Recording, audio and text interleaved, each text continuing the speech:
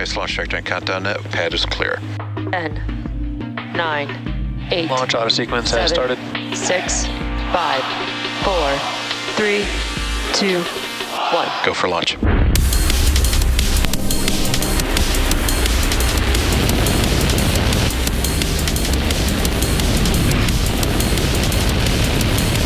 Vehicle is supersonic. Stage separation confirmed. Dragon, separation confirmed.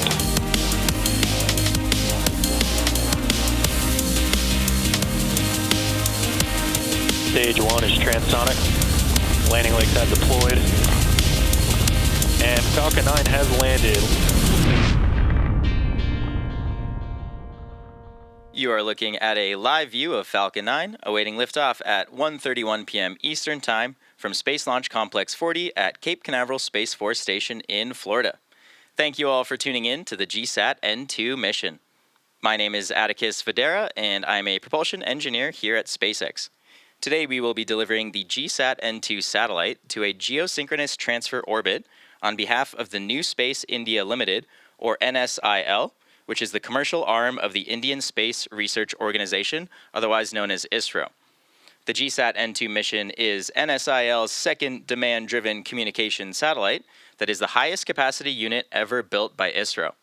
The capacity GSAT-N2 is bringing online will play a key role in bridging digital divides in India, particularly in unconnected regions, including the Andaman and Nicobar, as well as Lakshadweep Islands. And this will be the 19th flight for today's booster, which previously supported Bandwagon 1, which was a mission as part of SpaceX's SmallSat rideshare program, as well as NASA's CRS-27 mission, Amazonas 6, iSpace M1, SES-22, as well as 13 Starlink missions.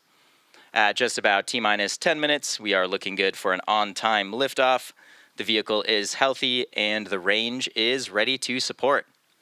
Now, we do have a little bit of cloud cover today, but teams are reporting we only have a 5% probability of weather violation. So while we wait, let's meet the vehicle that will be taking GSAT-N2 to orbit today. The two-stage Falcon 9 vehicle you see on your screen stands just about 229 feet tall. When it's fully fueled, it'll hold just over 1 million pounds of propellant.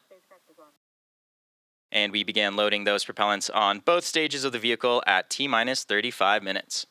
Starting from the top of the rocket, GSAT-N2 is safely enclosed inside of the 17-foot diameter payload fairing, which is the nose of the rocket.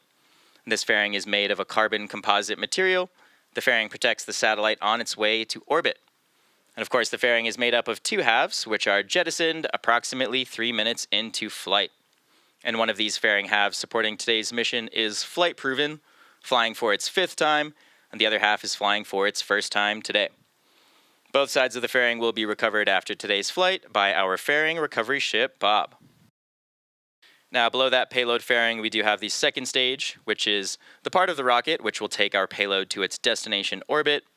The second stage will ignite its single Merlin vacuum, or MVAC engine, at about 2.5 minutes into flight, and then we do relight that engine a second time before we deploy the GSAT-N2 satellite. Below the second stage, you can see the black interstage, which is part of the first stage booster. And at the bottom of that first stage, there are 9 Merlin M1D engines, and these will get Falcon 9 off the ground and up to the thinner parts of the Earth's atmosphere.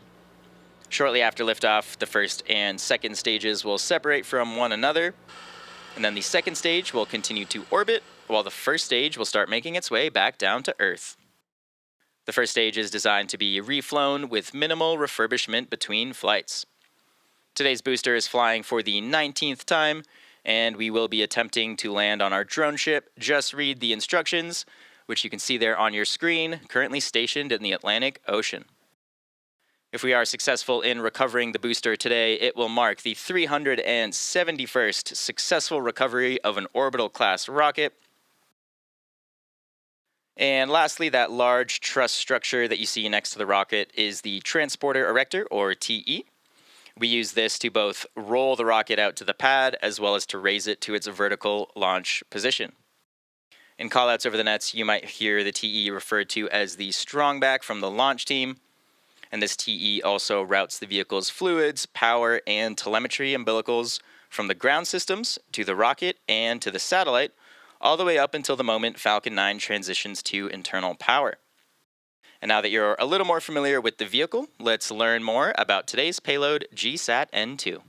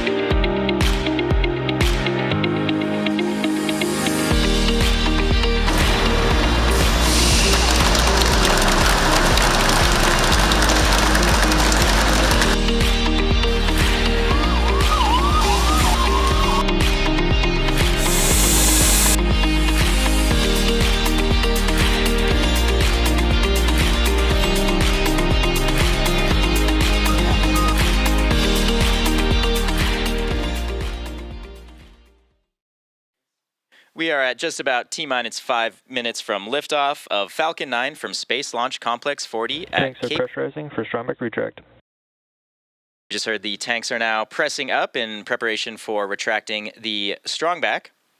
And at liftoff, the transporter erector, or TE, or otherwise known as the strongback, will retract in order to clear the way for Falcon 9's ascent. And to prepare for that retraction, we will see the clamp arms open around the base of the second stage. Strongback retract has started. There, we just heard that call out. You should see those clamp arms just below the fairing starting to open up any second now. There you go. You can see those clamp arms opening. And this will allow the strongback to retract away from the vehicle. And this is to clear the way for ascent.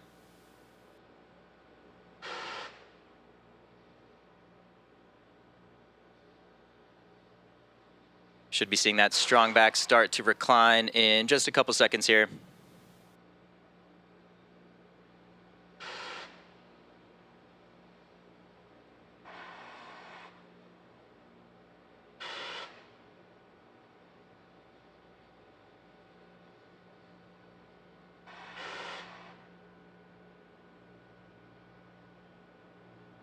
There you can see the strongback is starting to lean away just slightly from the vehicle.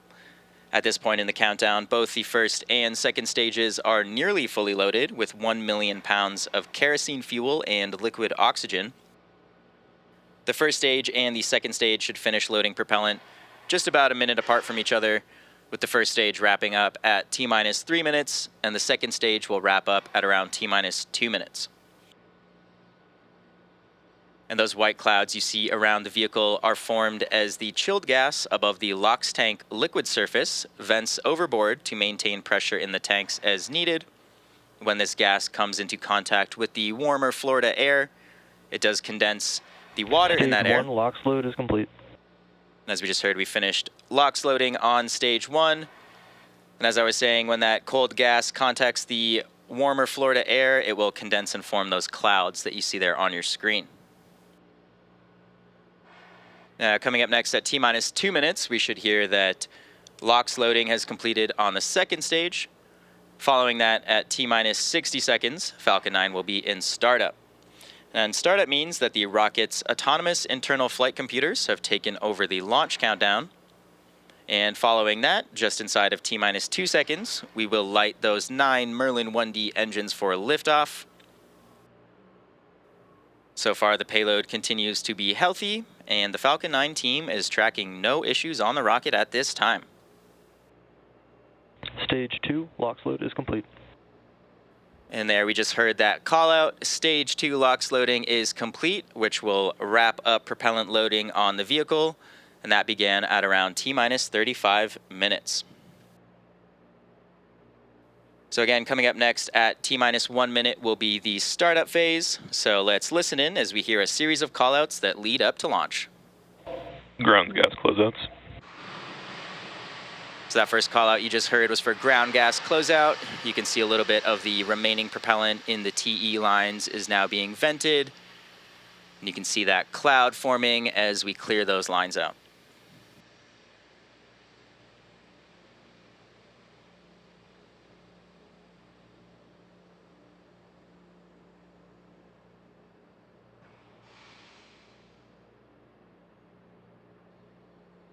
Falcon 9 is in startup. And great news there, Falcon 9 has just entered startup, so the onboard flight computers have now taken control of the launch countdown. Go for launch. And there we just heard our go for launch from our launch director. So let's listen in as we lift off Falcon 9.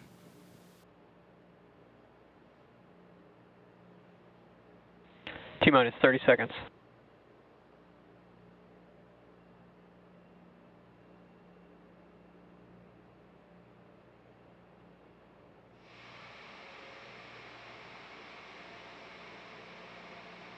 T-minus 15.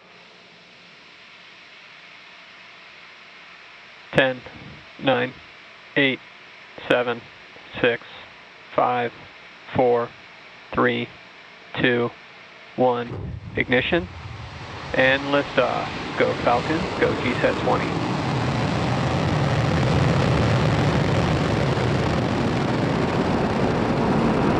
Vehicles pitching downrange. Stage 1 chamber pressure nominal.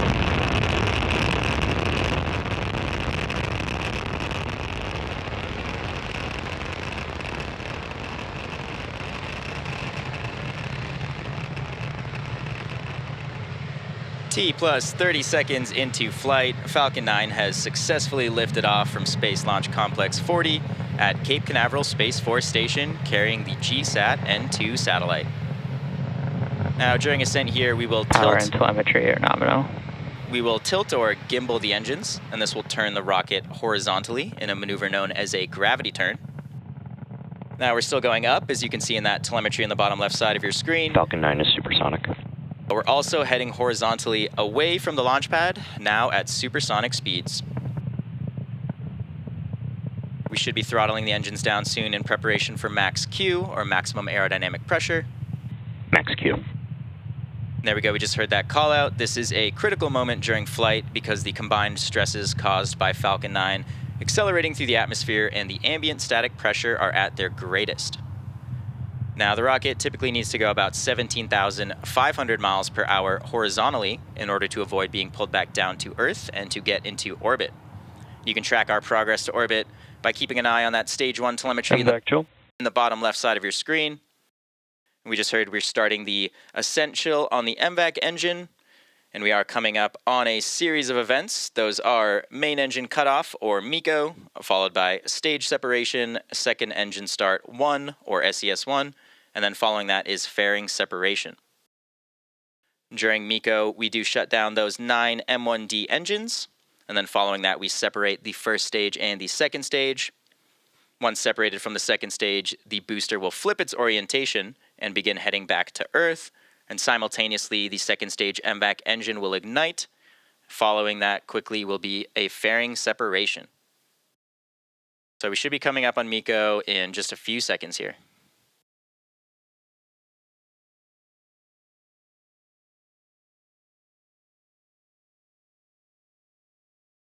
Main engine cutoff. Stage separation confirmed.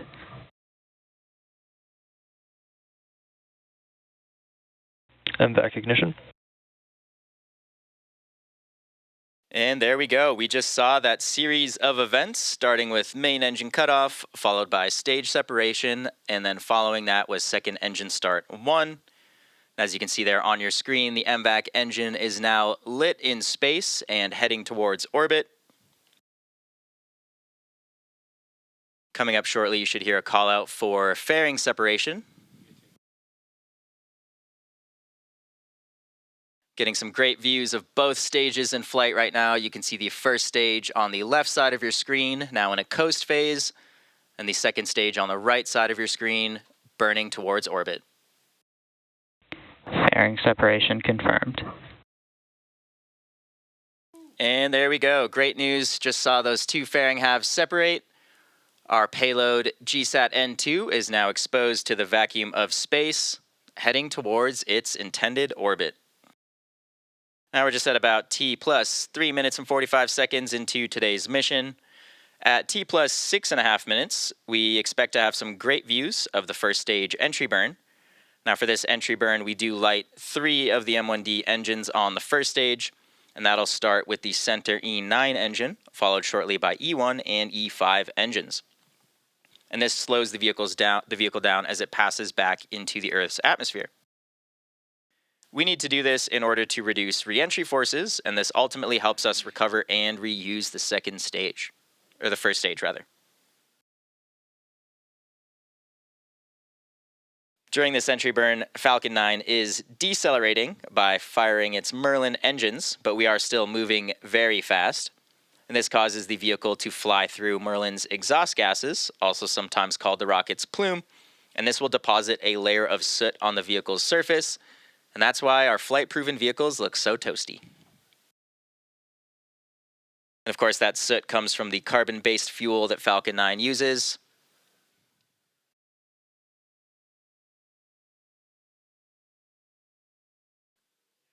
And we are coming up on that entry burn in just about a minute now.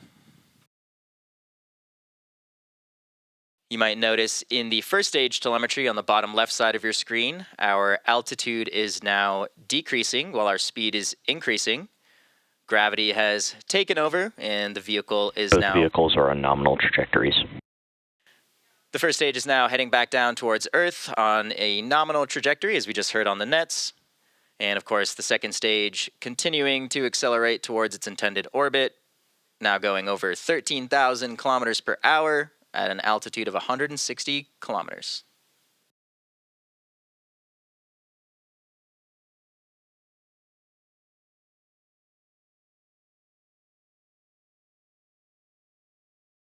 Getting some really incredible views from space here on both stages. And again, coming up on that entry burn in just around 20 seconds on the first stage, you can see the vehicle is now positioned to relight those engines and re-enter the atmosphere. You can see our grid fins are deployed, and these fins will help guide the vehicle back down to its landing location. Stage 1 entry burn startup. Stage 1 FTS has safed.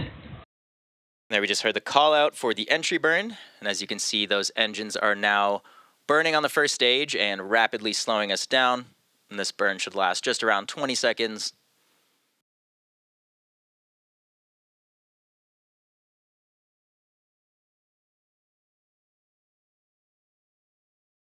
Stage 1 entry burn shut down. And there's that call out for the end of the entry burn. Reusability is key to lowering the cost of spaceflight, and this enables more investment in critical scientific research. The Falcon 9 first stage that is supporting today's mission just performed that entry burn for its 19th time. The Merlin engines on the first stage are optimized for sea level. These engines achieve 190,000 pounds of thrust during ascent and descent, and the MVAC engine on the second stage is optimized to operate in the vacuum of space, producing just about 220,000 pounds of Stage 2 is thrust. in terminal guidance. Now we just heard stage 2 is in terminal guidance, which means coming up next we will be shutting the MVAC engine down on the second stage, Following that very shortly should be our landing burn on the first stage. Stage 1 transonic.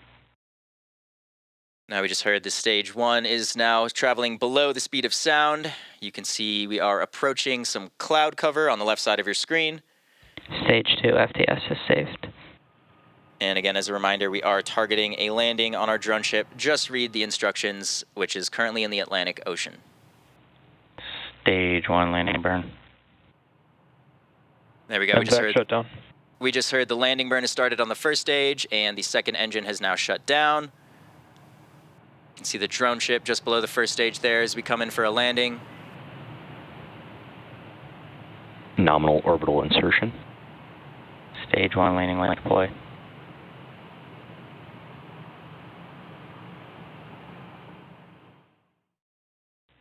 Stage 1 landing confirmed. And there you have it. That landing marks SpaceX's 371st recovery of an Orbital-class rocket, which includes first-stage landings for Falcon 9 and Falcon Heavy. We did also hear we had a nominal orbit insertion on the second stage. Our second stage is now embarking on its coast phase. And after this coast phase, we will light that MVAC engine for a second time around the T plus 28-minute mark. And that will be followed by payload deploy around the T plus 34-minute mark.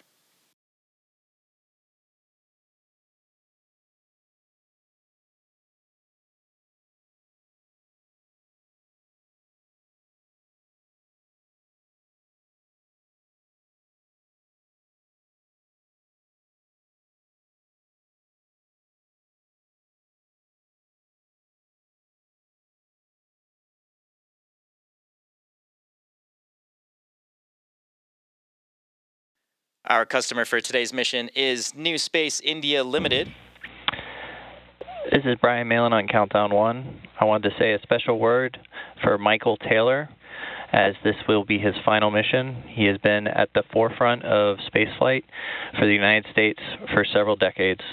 We would not be where we are today in United States space program history without him, and we would not be where we are today at SpaceX without Mike Taylor. So, from all of us at SpaceX, Mike, we salute you, we thank you, and we look forward to your future journeys. Great words there from our LD, and congrats on an amazing career, Mike Taylor. Now, the second stage is now embarking on its coast phase.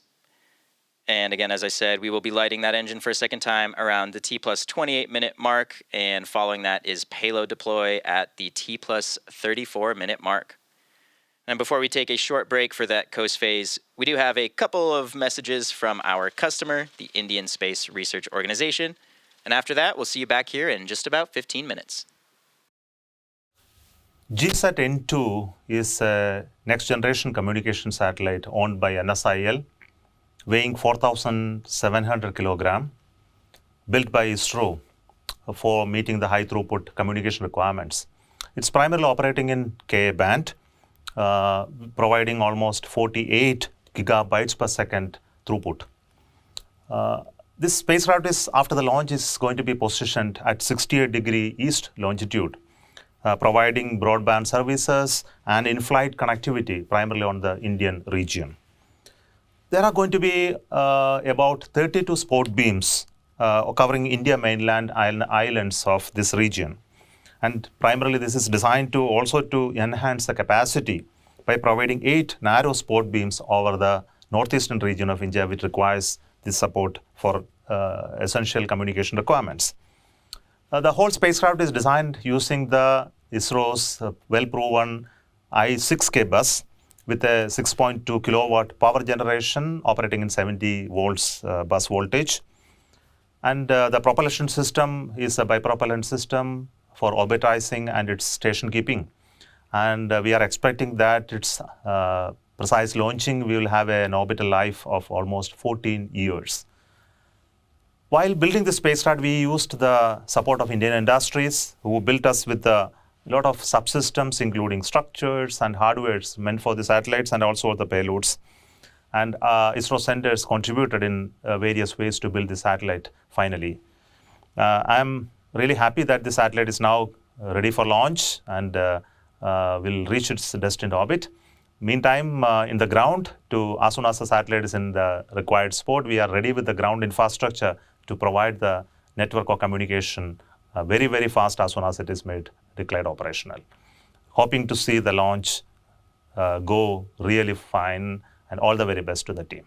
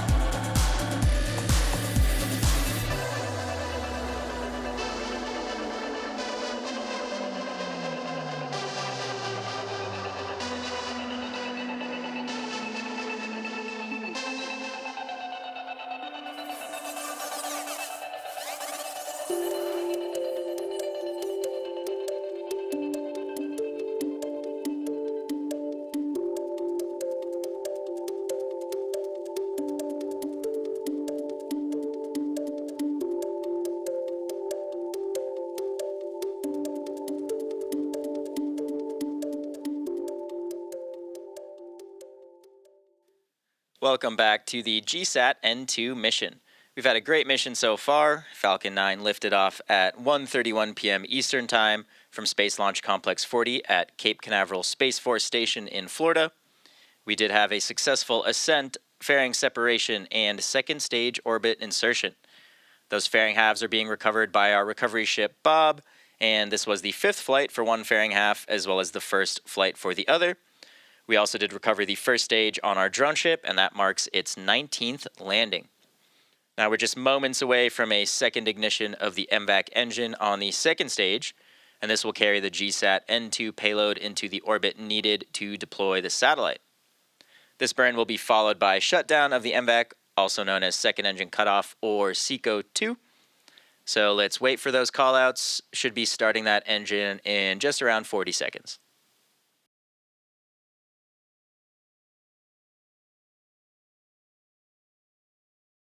As you can see in that telemetry, we now are at about 240 kilometers above the surface of the Earth.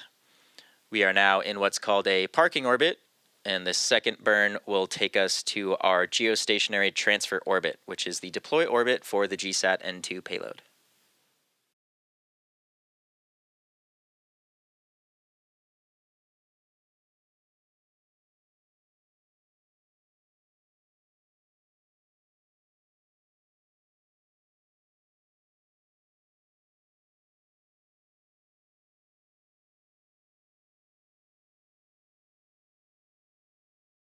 MVAC ignition.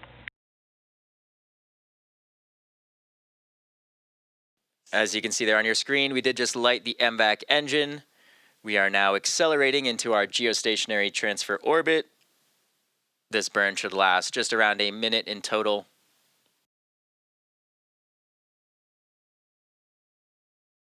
As you can see in the telemetry, the second stage is now rapidly accelerating the payload, traveling well over 30,000 kilometers per hour at an altitude of 250 kilometers above the surface of the Earth.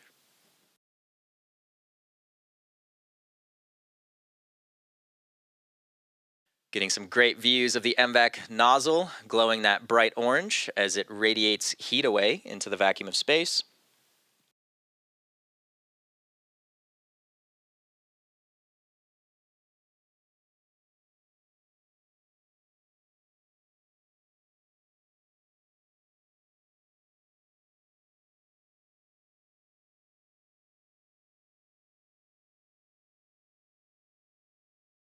MVAC shutdown.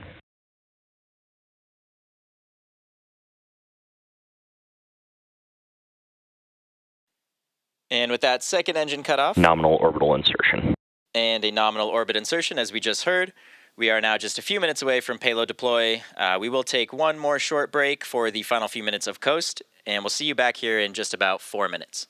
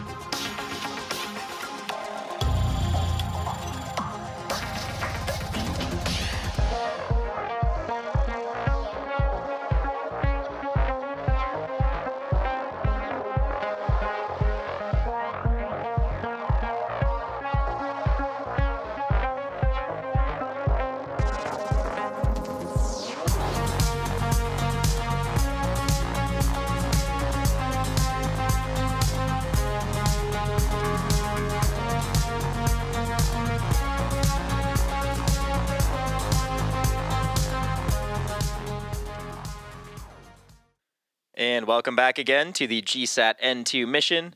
We've had a great mission so far, and we are now just 2 minutes away from our expected payload deploy.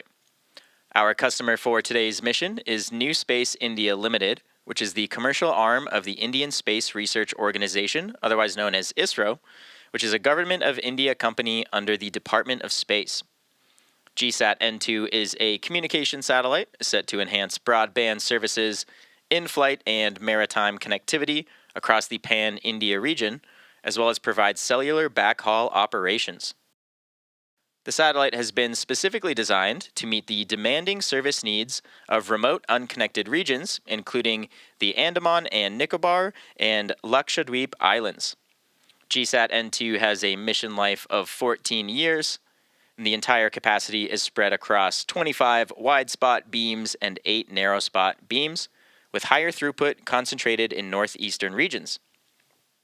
NSIL will be ready to commence commercial services to its customers immediately after completion of in-orbit testing and commissioning of the satellite at its designated orbital slot at 68 degrees east.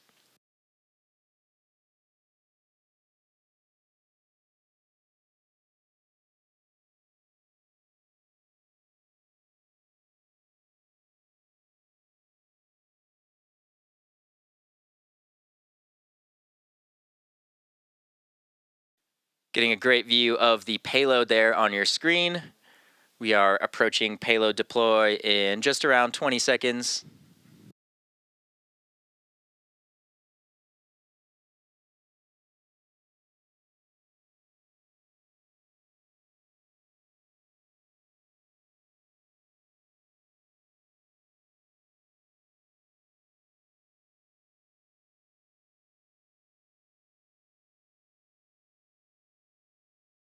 GSAT-N2 payload deploy confirmed.